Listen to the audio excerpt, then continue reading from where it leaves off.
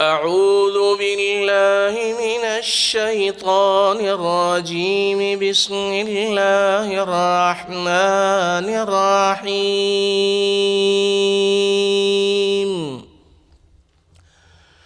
والذين اهتدوا زادهم هدى وآتاهم تقواهم والذين اهتدوا زادهم هدى وآتاهم تقواهم فهل ينظرون إلا الساعة أن تأتيهم بغتة فقد جاء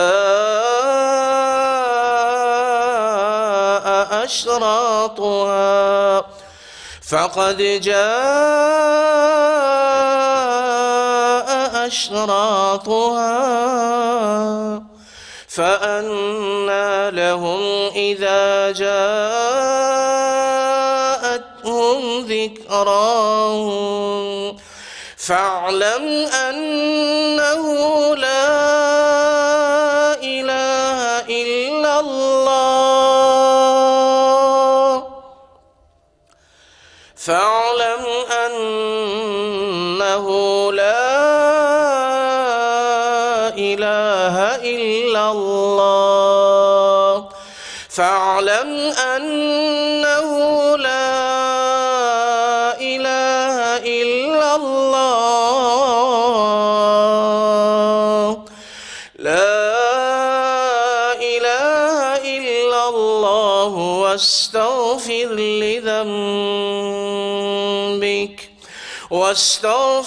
لذنبك وللمؤمنين والمؤمنات والله يعلم متقلبكم ومثواكم۔ اللہ سبحانہ و تعالی کے فضل و کرم اور اس کی توفیق و احسان سے ہم قرآن پاک کے ان مبارک دروس کی اس سلسلے وار نشست میں حاضر ہیں جو کلمہ اخلاص، کلمہ بنیاد، کلمہ اساس، کلمہ توحید لا الہ الا اللہ، لا الہ الا اللہ محمد الرسول اللہ صلی اللہ علیہ وسلم سے متعلق ہے۔ لا الہ الا اللہ میں 12 حروف ہیں اور محمد الرسول اللہ میں بھی 12 حروف ہیں۔ علماء نے لکھا کہ اے بندہ مومن، اے مسلمان، کلمہ پڑھنے والو، اس کلمہ مبارکہ کی حکمت پہ غور کرو، الفاظ پہ غور کرو اور در حقیقت اس کے معانی پر غور کرو۔ یہ کلمہ توحید ہم تم سب سے عملی زندگی گزارنے کا مطالبہ کرتا ہے کہ ہم، آپ، ہر مسلمان اپنی زندگی کو لا الہ الا اللہ محمد الرسول اللہ کے مطابق گزارے۔ دن کے 12 گھنٹے، رات کے 12 گھنٹے، 24 گھنٹے کی زندگی، اس سے دن اور رات بنتے ہیں، ہفتہ اور مہینے بنتے ہیں، سال بنتے ہیں، پوری عمر بنتی ہے۔ 12 حروف لا الہ الا اللہ میں، 12 حروف محمد الرسول اللہ میں، 24 گھنٹے، 12 گھنٹے دن کے، 12 گھنٹے رات کے۔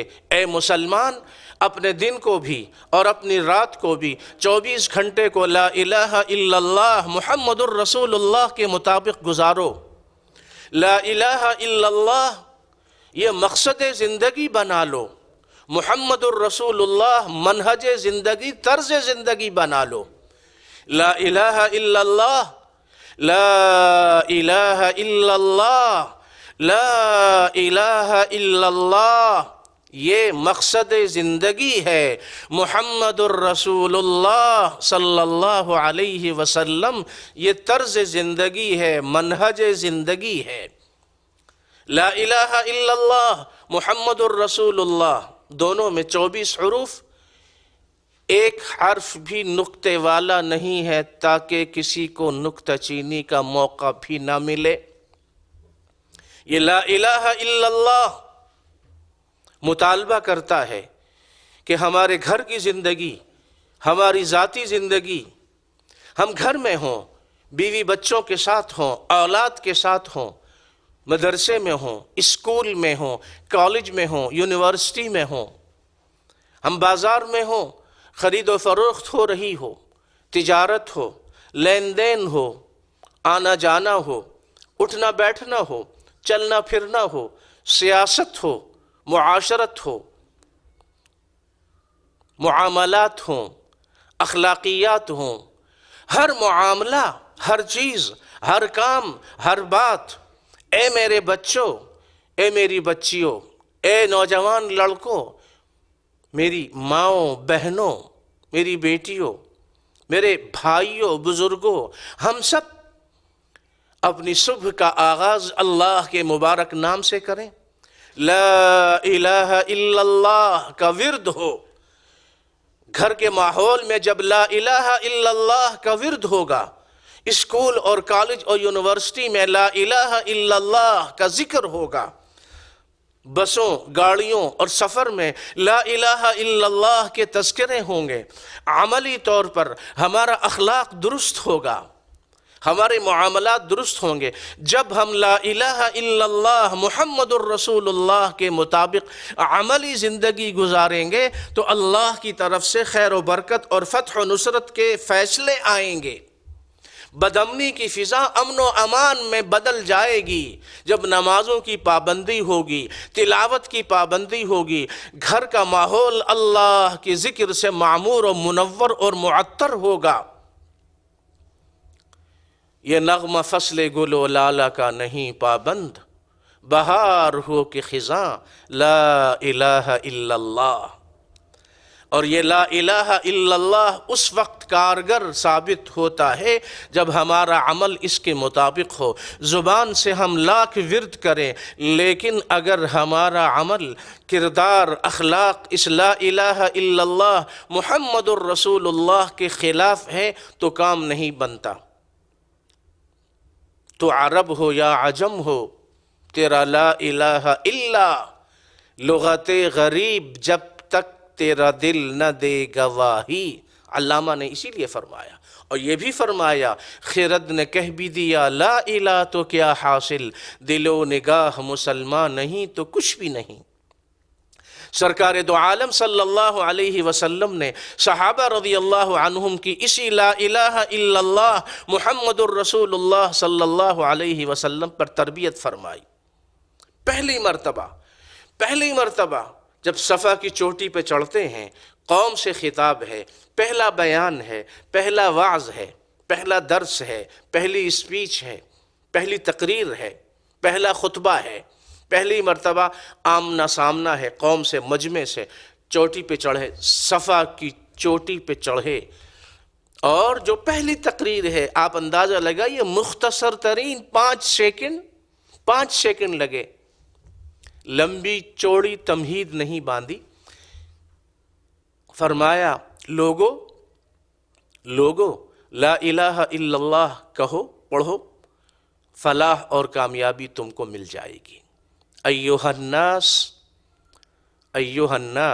قولوا لا الہ الا اللہ تفلحوا۔ یہ ایک جملہ، ہاں یہ کوئی معمولی جملہ نہیں ہے۔ اس ایک مختصر سے جملے کو پڑھ کر ایک شخص کفر سے اسلام میں داخل ہو جاتا ہے۔ برس ہا برس، سینکڑوں برس کا شرک اور کفر اور گناہ اور ظلم سب کچھ ختم ہو جاتا ہے جب وہ ایمان سے، یقین سے پڑھتا ہے لا الہ الا اللہ، لا الہ الا اللہ۔ موسیٰ علیہ السلام نے اللہ کی بارگاہ میں جب عرض کیا، مجمع الزوائد اور ترغیب اور دوسری کتب احادیث میں یہ حدیث موجود ہے، معجم کبیر میں طبرانی، امام طبرانی رحمۃ اللہ علیہ کی، وہاں بھی یہ حدیث موجود ہے، یا ربی علمنی ذکراً یخصنی۔ موسیٰ علیہ السلام نے عرض کیا مجھے ایسا ذکر سکھائیے جو بہت عمدہ ہو، بہتر ہو۔ اللہ کی طرف سے فرمایا گیا کہ پڑھو، کہو لا الہ الا اللہ۔ کلیم نے یہ عرض کیا کہ مولا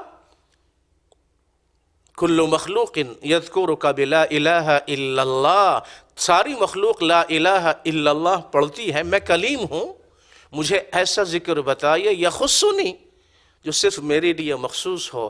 اللہ کی طرف سے فرمایا گیا کہ یا موسیٰ کیا تم نہیں جانتے کہ ساتوں آسمان ساتوں زمینیں اگر ایک پلڑے میں رکھ دیے جائیں اور دوسرے پلڑے میں لا الہ الا اللہ رکھ دیا جائے تو لا الہ الا اللہ والا پلڑا بھاری ہی ہوگا۔